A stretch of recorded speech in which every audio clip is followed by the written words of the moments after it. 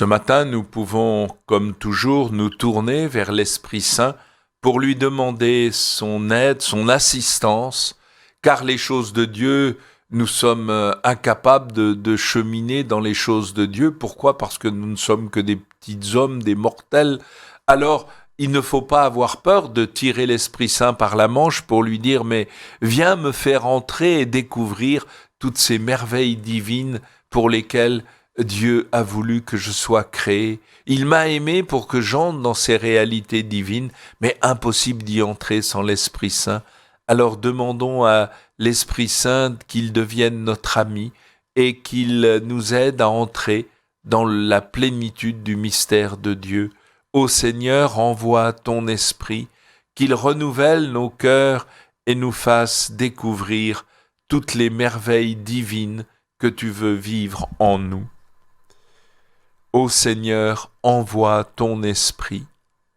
Je vous propose ce matin de relire l'Évangile, toujours dans la charte du royaume. Nous sommes au verset 38 à 42, et un texte qui pose beaucoup de questions, et je vous le lis. Évangile de Jésus-Christ selon saint Matthieu. En ce temps-là, Jésus disait à ses disciples, « Vous avez appris qu'il a été dit œil pour œil, dent pour dent. Eh bien moi, je vous dis de ne pas riposter aux méchants, mais si quelqu'un te gifle sur la joue droite, tends-lui encore l'autre. Et si quelqu'un veut te poursuivre en justice et prendre ta tunique, laisse-lui encore ton manteau. Et si quelqu'un te réquisitionne pour faire 1000 pas, fais-en 2000 avec lui. À qui te demande, donne.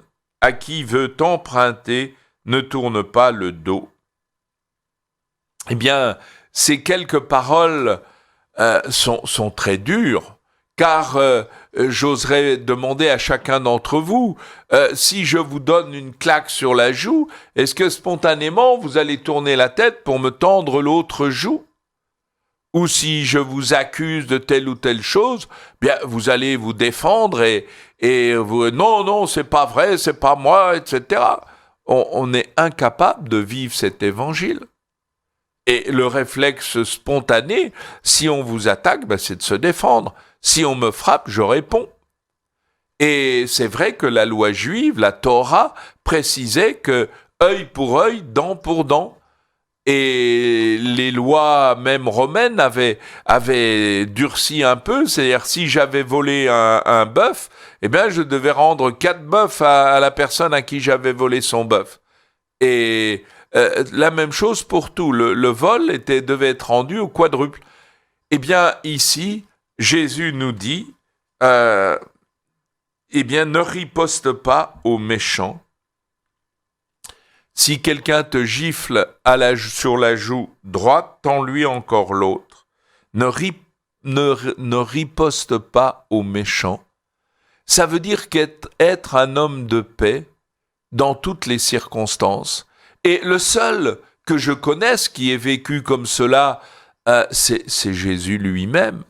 Tout au long de sa passion, il ne se rebelle pas. Il tend l'autre joue, il se laisse faire, il devient comme une loque humaine parce que il prend sur lui le péché des multitudes.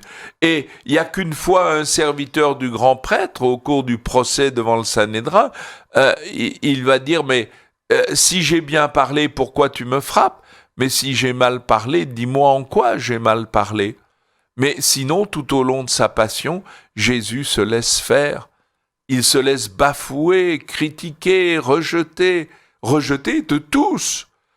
Et nous avons un mal fou à entrer dans ce projet divin, car en réalité, les béatitudes, la charte du royaume, c'est de nous dire que nous devons vivre non seulement à la manière de Jésus, en disant je vais essayer de faire ce que je peux.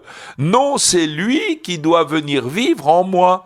Et moi qui dois me laisser complètement transfigurer en lui, alors à ce moment-là, toutes les béatitudes, toute la charte du royaume deviendra possible, mais à condition que ce soit le Verbe incarné qui, s'incarnant en moi, va vivre cela en moi. Et moi, je lui appartiendrai de plus en plus à la mesure même où je vivrai complètement en lui. Et si quelqu'un veut te poursuivre en justice et prendre ta tunique, laisse-lui encore ton manteau. C'est le contraire de ce qu'on vit humainement. Mais tout simplement, le projet que Dieu nous propose est un projet divin. Et le Christ, lorsqu'il a été arrêté, et même de face à Judas, il ne s'est pas rebellé.